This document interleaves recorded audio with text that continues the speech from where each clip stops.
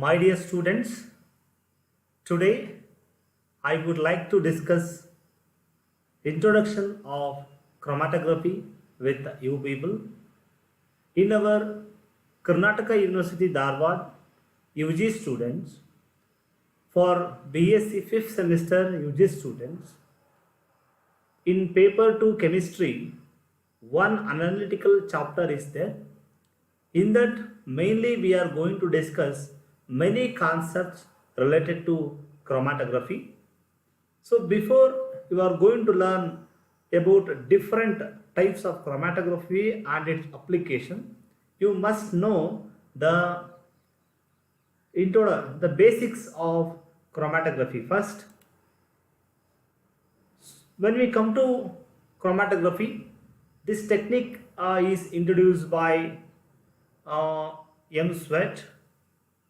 So in 1906, and the chromatography is a Greek word.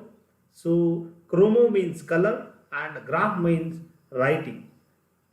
So before going to understand its applications and different types and their working, you must know how some basic concepts of these chromatography. Some of the terminologies required to understand chromatography for you people is, before going to discuss, this chromatography is one of the separation and purification technique. You know many separation and purification technique like fractional distillation, liquation and solvent extraction. When we come to fractional distillation, there the difference in boiling point is the basis of separation. When we come to liquation, melting point is the basis of separation. And in solvent extraction, the solubility of given analyte in the sample between two solvent, so it is distributed between two solvent. So this is a base solubility, the relative solubility of given analyte between two solvent. This is the basis of separation in case of solvent extraction. So in case of chromatography also, the analyte which is present in the solvent, it is distributed, partition between mobile phase and stationary phase. So the chromatography can be defined as, this is a separation technique in which solute is partition between mobile phase and stationary phase. So before going to understand its classification and other type, you must know some of the important terminologies we are frequently used in chromatography. They are mobile phase, stationary phase, elution, eluent, chromatogram. So these are the words you need to understand before going to learn what chromatography is. In chromatography, we are going to use two phases. One is mobile phase and stationary phase. So mobile phase, as the name itself indicates, this is moving in a chromatography procedure. It is not static. So usually, we are going to dissolve the given sample which is containing analyte with the mobile phase, and this mobile phase which is moving in a chromatographic column. So this chromatographic mobile phase, either it is a liquid or gas in its physical state. And when we come to stationary phase, the stationary phase, as the name tells, so it is static. It is static, and which is fixed position in chromatographic column. So if you consider, okay, this burette like structure, so in this, so you can found a spherical, okay, like structure. So these spherical balls are fixed in a chromatographic column, and in the vacant site, in the interstitial between the interstitial region of these stationary phase, the mobile phase is moving. That is, the stationary phase is nothing but, so this is a phase, it remains fixed position in a chromatographic column. But the mobile phase, it moves through the system. The stationary phase, either it's a solid or liquid in the physical state. And elution. So generally, we are going to dissolve the sample in a mobile phase and we are going to passing through the stationary phase. So the sample which is distributed between mobile phase and stationary phase. That is, so it is distributed, then these analytes are separating while moving with a stationary phase. And this process of separation of analyte by the continuous flow of solvent, it is called as elution.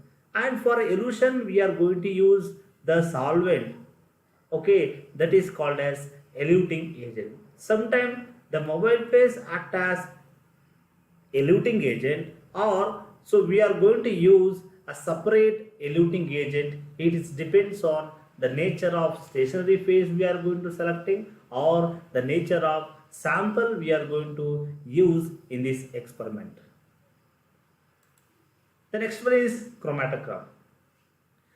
So once after separating, so we are going to identify the analytes by using suitable detector, either by its property of conduction or absorption of radiation, or these properties by using this. So by using this one device, we are going to identify the analyte.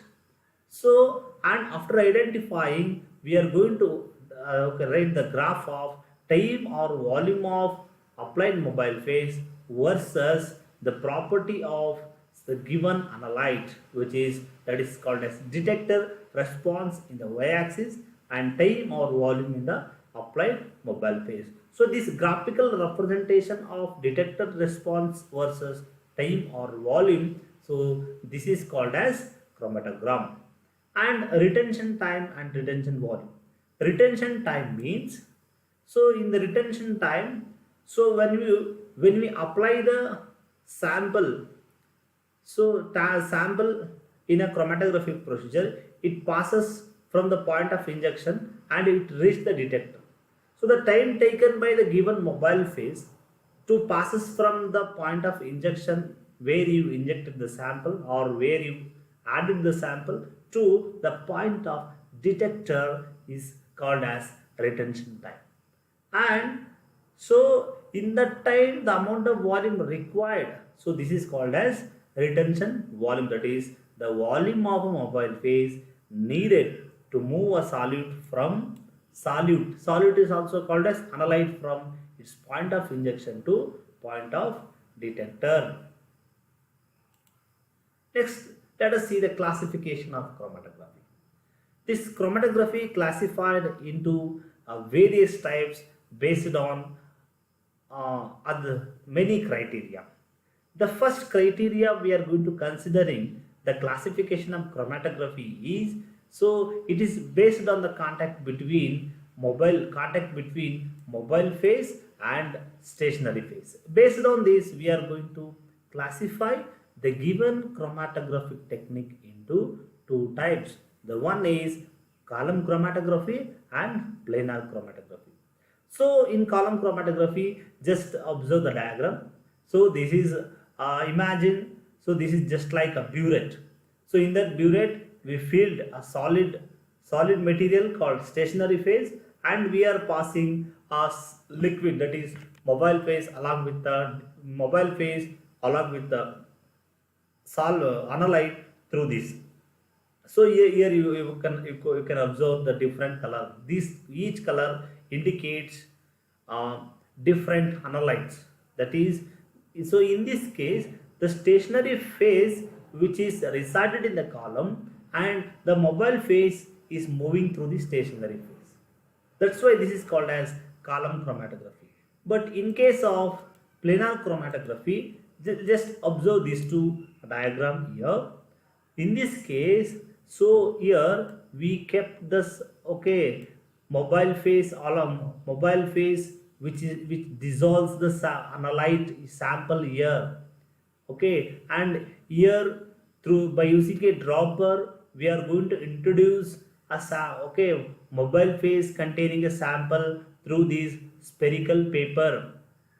Okay, here, so we are going to dip this chromatographic paper into this solvent, and the solvent, okay, moving away, running in upward direction, and here the solvent drops is moving in a spherical direction.